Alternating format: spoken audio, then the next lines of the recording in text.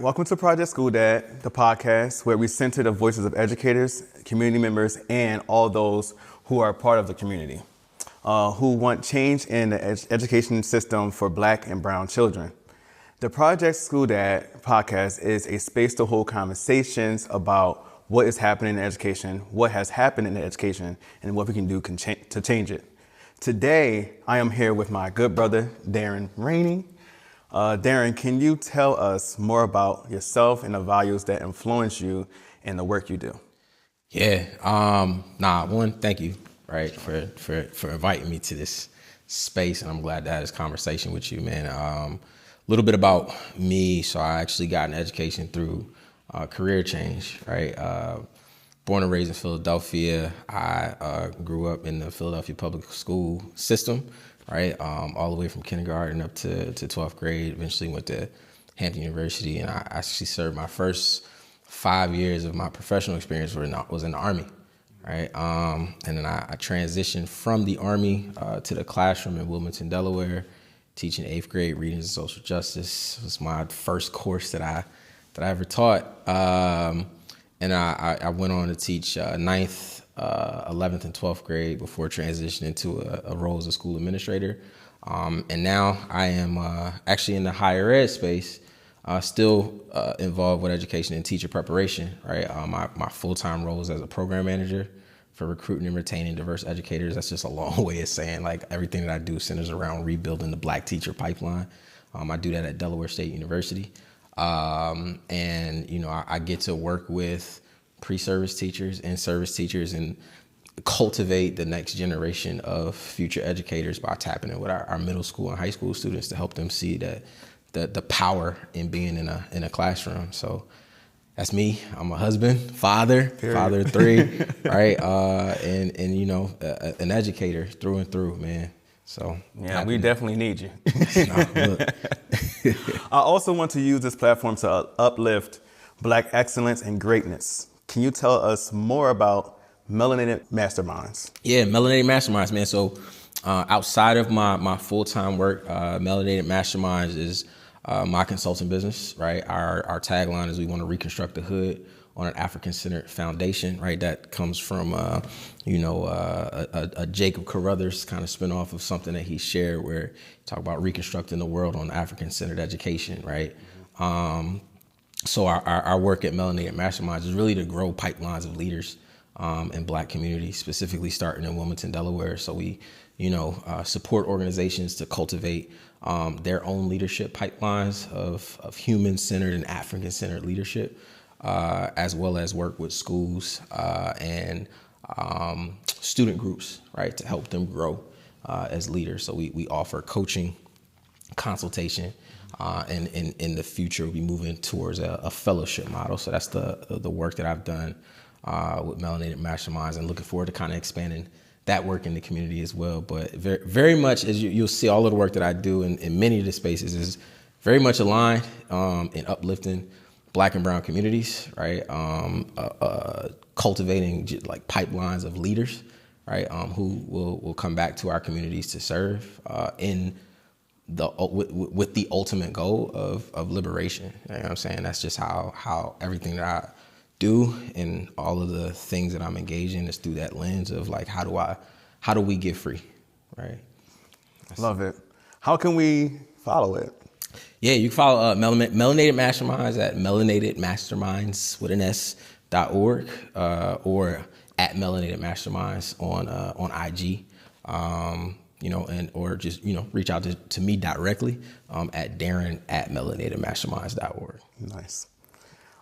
When you think about belonging in school, not just academically, but emotionally, what comes to mind for you personally?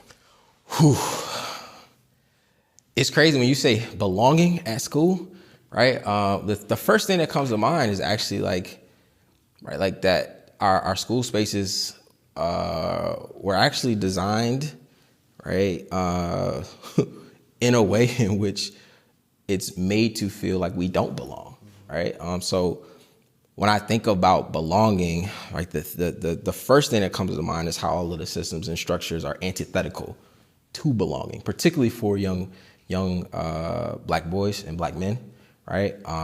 And just Black students in general, right? But on the flip side of that, I think about all of the ways and spaces that both in and out of school, I've got to experience that feeling of belonging. So I think of my experiences in Profound Gentlemen, Messy Roots, the Bond Academy, the Center for Black Educator Development's Black Male Educator Convening, right? And how critical it is for those spaces to exist outside of the school, where we as Black men can find that community, can find that support, can find that listening and empathetic ear, right, to the struggle, right, of being a Black male in the classroom. Yep. Right. And then I also think of like some of the spaces where I've been, where we, the Black men and Black educators in the school of building have created our own space of belonging, right? So like, almost the space within the larger space where we can go have that dialogue and conversation and then go right back into the struggle, right? So like, I think in many ways, some of those spaces exist because we create them within school buildings, right? Even though the larger context of school doesn't really create that space for us. Right. And then those spaces exist, Dr. Carter, he calls them, those governance formations, right? They exist outside of the school building and extend and expand beyond the four physical, the walls of the building space, right? Where I've been able to experience that feeling of like, yo, this is where I'm supposed to be. And this is the work that I'm supposed to be doing. I do actually belong here, even though everything in that building is telling me I don't. Did you have a teacher growing up who made you feel like you belonged? Absolutely. I think of my first Black male teacher. Okay. His name was Mr. Jessup, right? Right here in Philly. We taught down at Prince Hall Elementary School. It was actually the first class where, if I recall, where I was introduced to like a chapter book, Harry Potter and the Sorcerer's Stone. I remember reading that book. And that was actually one of the classes that developed like my love of like just reading in general, right?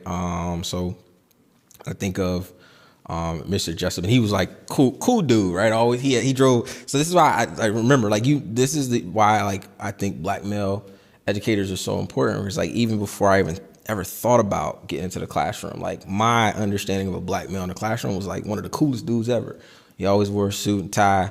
You know what I'm saying? He pulled up in the white Benz. Like I knew what kind of car he drove, right? Like as a fifth grader, I clocked that, right? You know what I'm saying?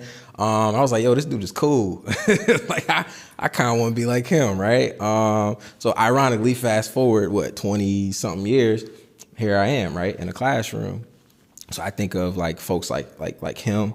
I think of folks like Mr. Holliday, who wasn't my teacher, right, when I was in middle school, but I knew of him, right, and I knew of the way he moved throughout the school. Mr. Gary, right, who was my computer science teacher in like 6th, 7th, and 8th grade, right. I think about some of the Black women that I had, like Miss Riddick and Miss Johnson, right, Miss Banks, who knew my aunt and went to church with my grandfather, right, like, you know what I'm saying, like I think of my experience growing up in Philly and going to Philadelphia public schools, like, is actually very different than students today, where majority of my teachers were Black, right? And I got to see a plethora of models of just like what it means to be educated, what it means to be a professional, what it means to really serve the community throughout my upbringing as a student in the Philadelphia school district, right? Which, the unfortunate reality, and as a result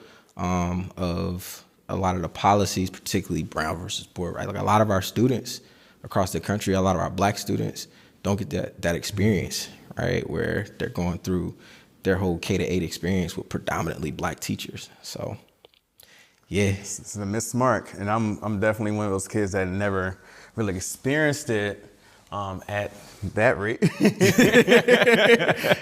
But my 4th grade teacher, Miss Berry, and my 5th grade teacher, who was actually my cousin, Miss Haynes, they made a great impact on me. And you can just tell the difference between their classrooms and their, I guess, counterparts' classrooms is because it's like they had a mother energy inside the classroom, and all the kids respected them, and it was a different culture inside the classroom. Yeah. But I always reflect about Miss Berry because it's like she's the one who influenced my love of history. Interestingly, in 4th grade. Yeah. And I'm like, hold on, I love what I'm hearing. But she challenged me, especially when it comes to writing. She held space for me when it comes to expanding my mind, and it was beautiful. Why do you think belonging is often overlooked when we talk about academic achievement? Why is belonging often overlooked? I think we exist in this like educational space where we focus so much on outcomes and test scores that we forget that the students who are producing those outcomes and test scores are humans. Like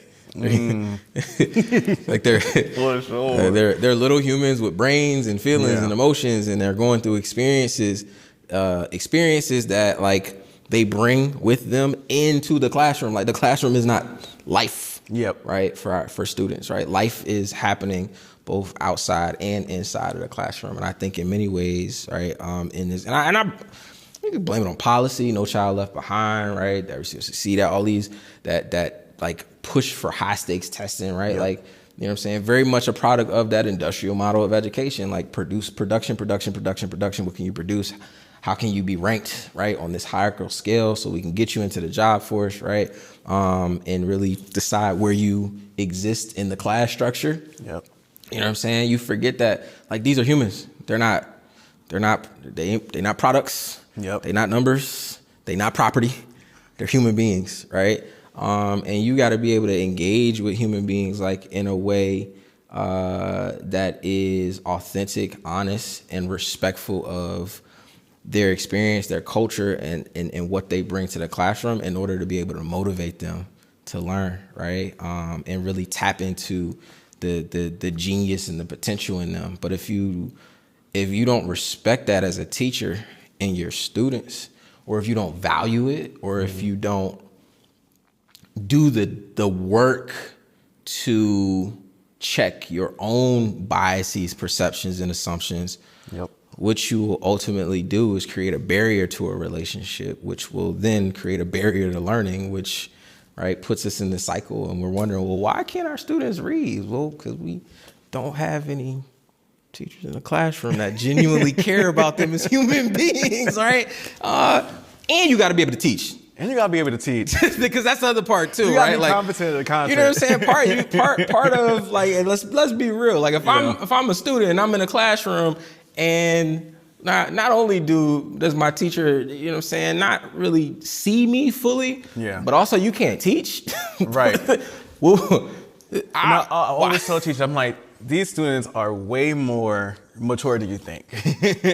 Especially black and brown children. They have to be.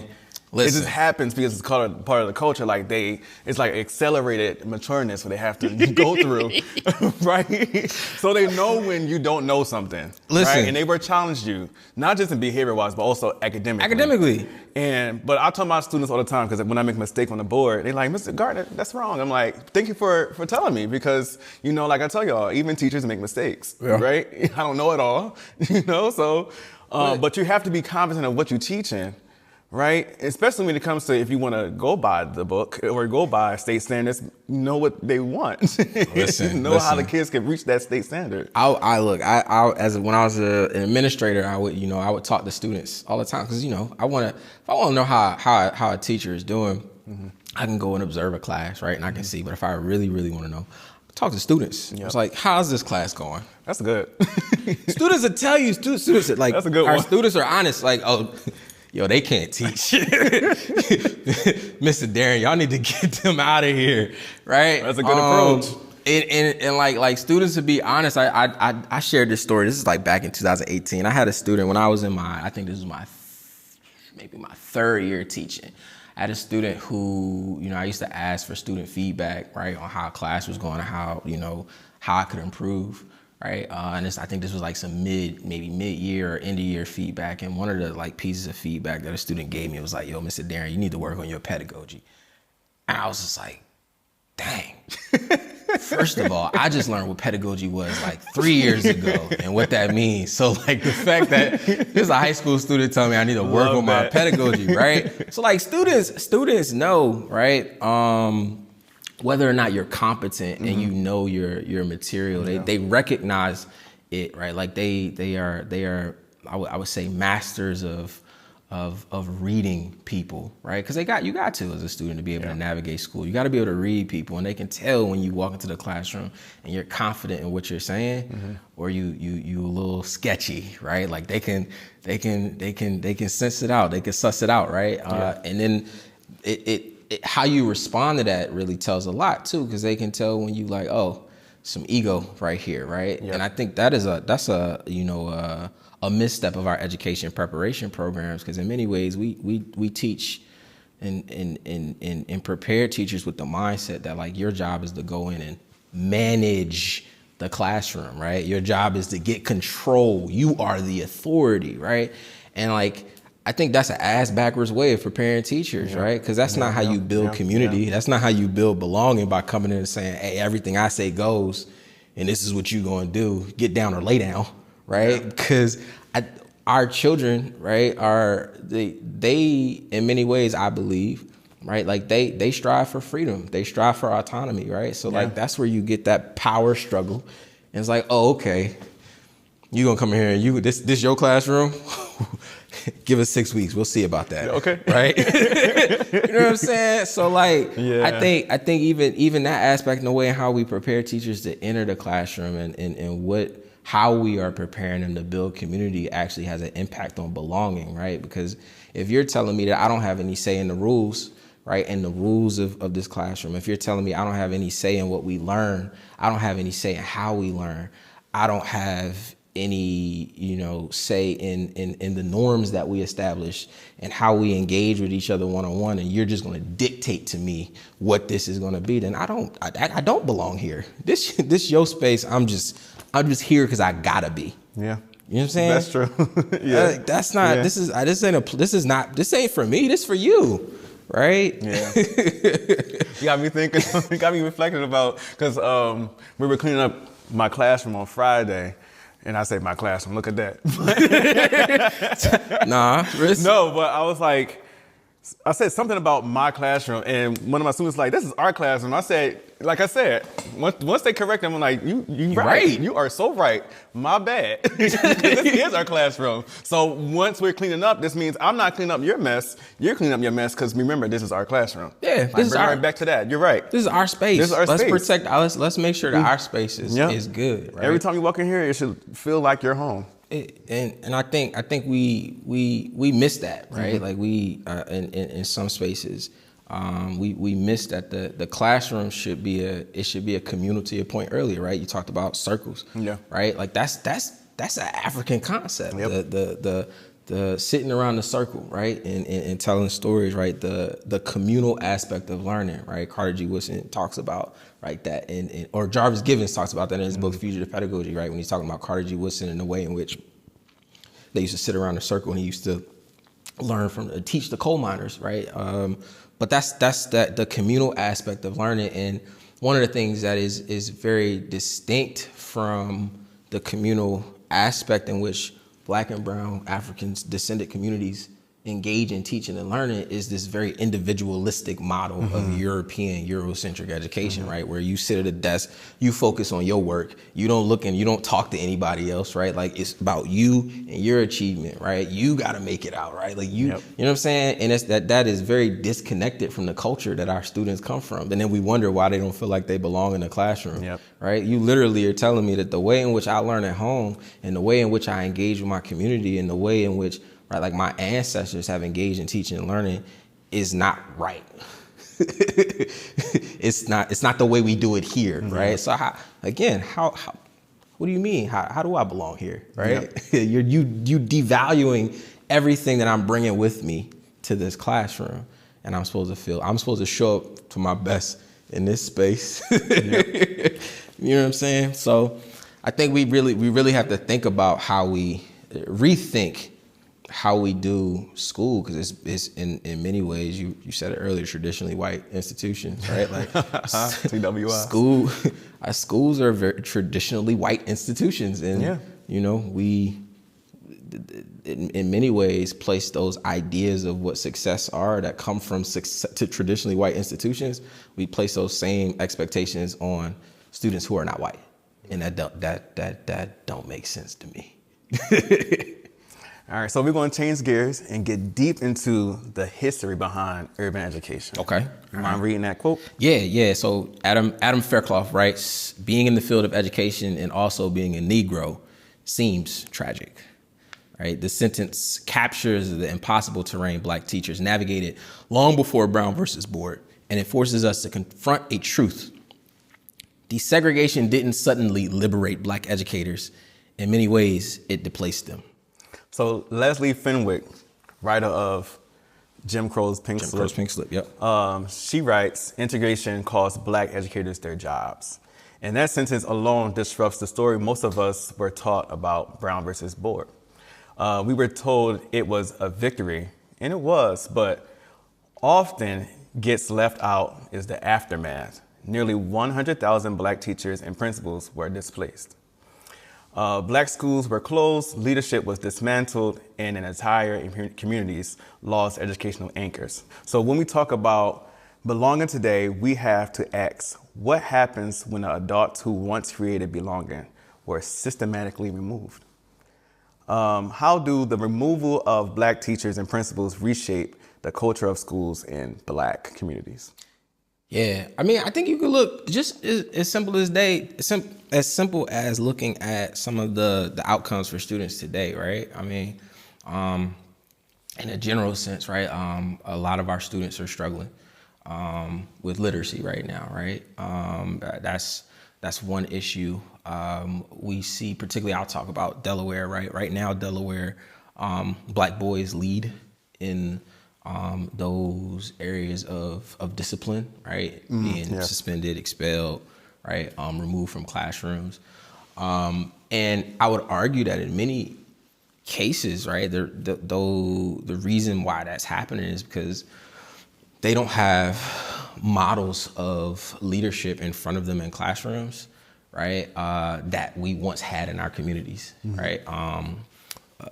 Jarvis Gibbons in his book, Fugitive Pedagogy, talks about it was the teachers and preachers were the leaders of Black communities, right? And Leslie Fenwick in her text talks about also, right, that in many ways it was teachers who served as like the economic bedrock of Black communities, right? So like if you take that, she talked about this at the Black Male Educator Convening, right?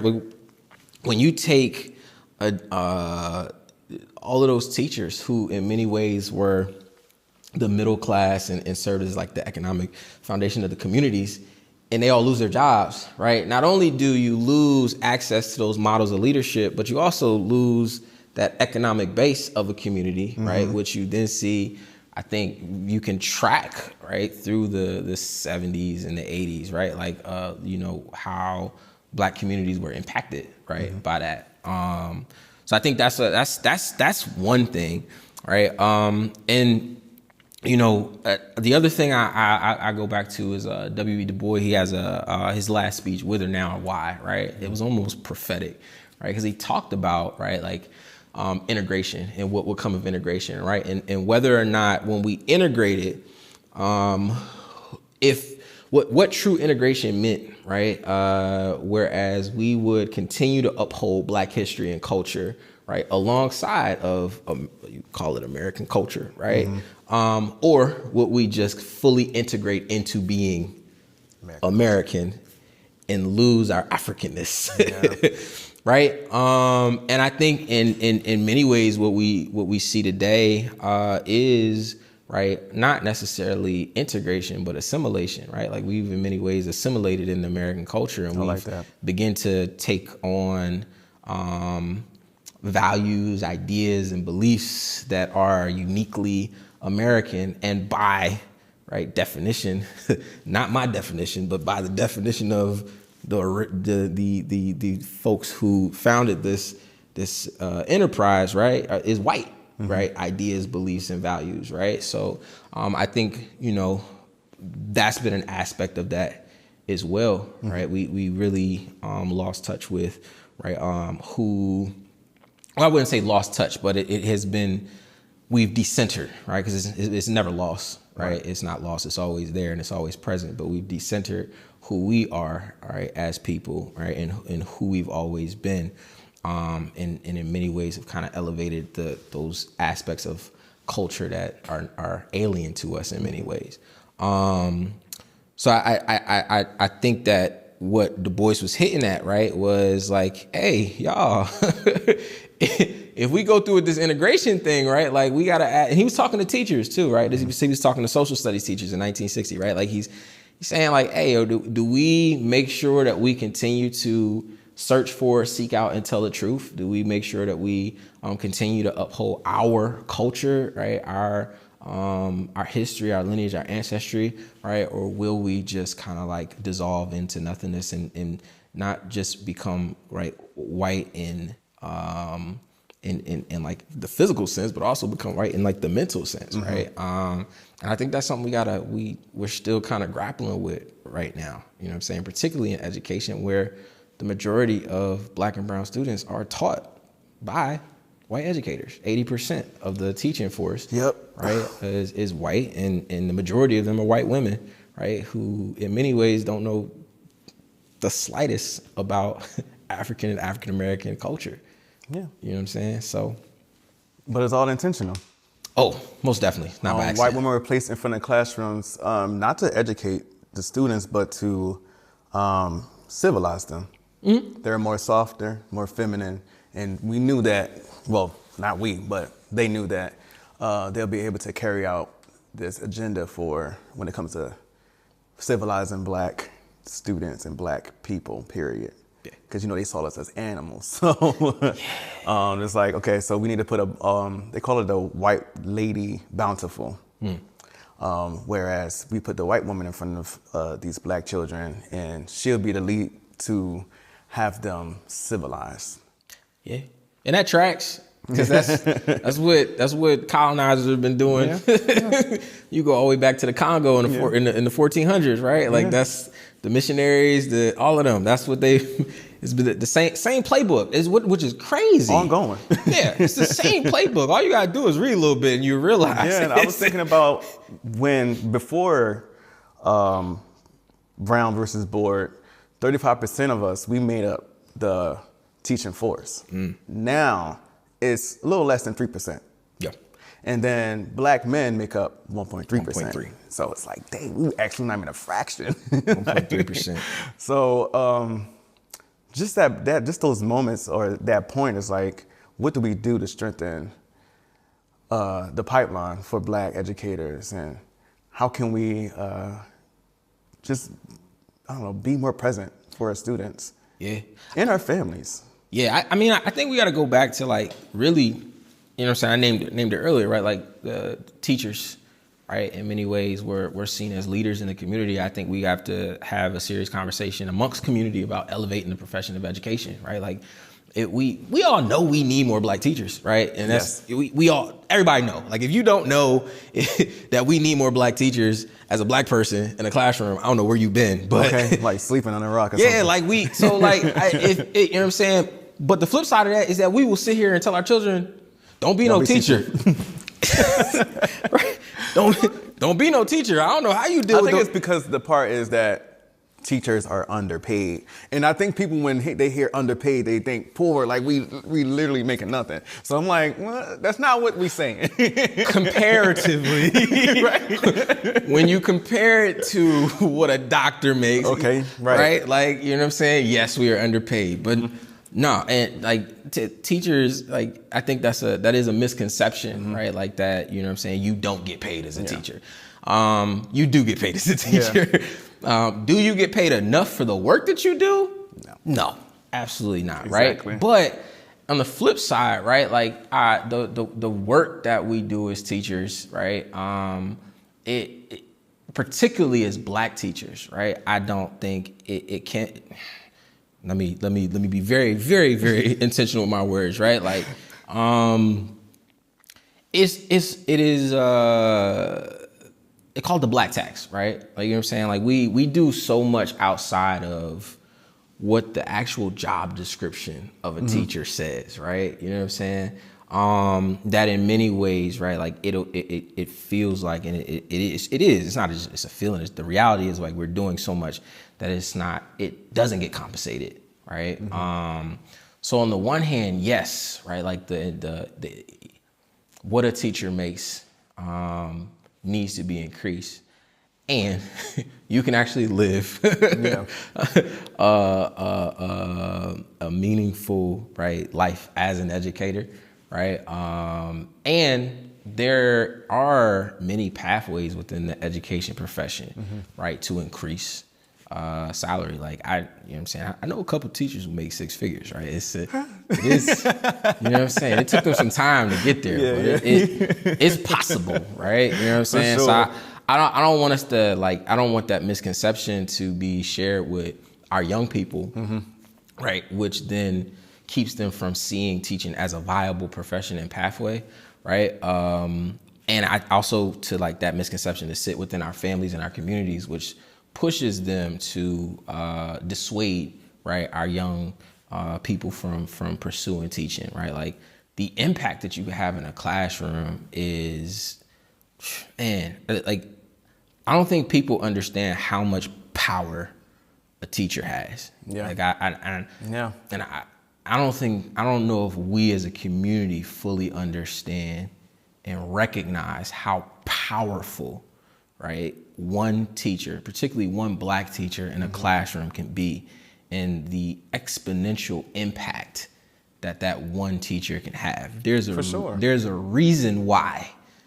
There is a reason why they pushed us out of the classroom after Brown There's a reason why. Like there is a reason why they pushed us out of the classroom. Like if you look at, right, like, you know what I'm saying, those folks, those young people who were out there in Birmingham getting hosed down, right, by the fire department and chased by dogs, they had black teachers, right? If you look at folks like Martin Luther King, right, Rosa Parks, who were monumental in the movement, they had black teachers. They came out of black institutions. They came out of black schools, right?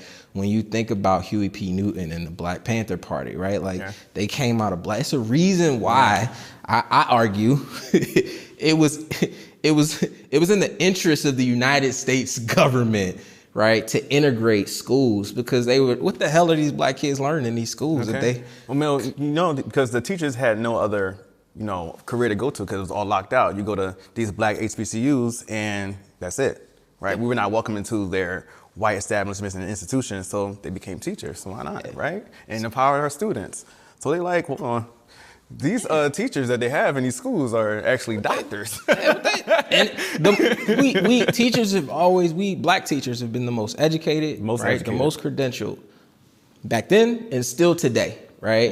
You know what I'm saying? So the impact of a teacher, the impact of a black educator in a classroom is beyond what this system has the capacity to measure, right? And in many ways, right, like, that's scary. It is scary. It's scary for them, right? So, you know what I'm saying? If you really want to have impact in the community, if you really want to move, right, the needle on conditions in our community, one of the number one ways to be able to do that is in a classroom with the future leaders of the community, right? The current generation of students right now, ensuring that they have all of the knowledge, skills, and information that they need to be able to step out into society and change this world, right? That's what they're scared of, right? You know what I'm saying? That's why they like, hey, y'all can't read them books. Hey, we can't talk about diversity, equity, and include. Hey, we not having these conversations in classrooms because that's terrifying, right? Terrifying. You know what I'm saying? It's terrifying for them. For them. And I always think about my pedagogy and why I'm doing what I'm doing. And I always say my job is to make sure that I am cultivating a space for black students to have the autonomy to learn, to have the love for learning, because it's very important to love what you're learning, and to create these students who can compete against their competitors, their counterparts, because it really counts. And we can create students who can compete out there in the real world. And that's my mission.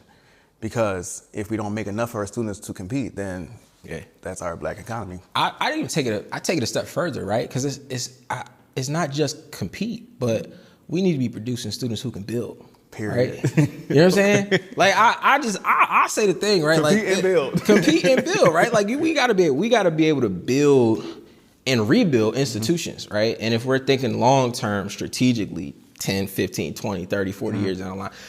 Right, like how are we developing the students and the generation of leaders who will build the next thing for our community, right? Because as we can see, you know what I'm saying, we very much have relied on government institutions, and in many ways, right, like things are being snatched away, taken away, whether it's legal or illegal. That's you know what I'm saying. So like we realize that we can't rely as a community on how will I say this, on well-meaning white folk, right, who are in positions of power and within government to do what is right, or for them to come to their, have their come to Jesus moment on like what should be done. We have to build for ourselves, right? And if we're building for ourselves, that means that we need to be focused on how we cultivate that generation who will do that building, right? And ensure that their foundation is sound and it's not replicating the same foundation that this, shaky shit is kind of built on right now that we're seeing before our eyes. Like Martin Luther King said, there's a burning house, right? Like the house is on fire and the foundation is crumbling, right? So the question it shouldn't be, right, like, well, how do we save it? No, how do we get out? How do we build something of our own? And if we're having an honest dialogue about what that looks like, we got to be thinking about our current generation of students and the next generation of students and the next generation of students. And the most impactful way to be able to influence that, I believe, is in the classroom, right? And which is why we need to be thinking about how we get more of our young people to see teaching as a way to change the current material conditions that we exist in and that we are experiencing in our communities.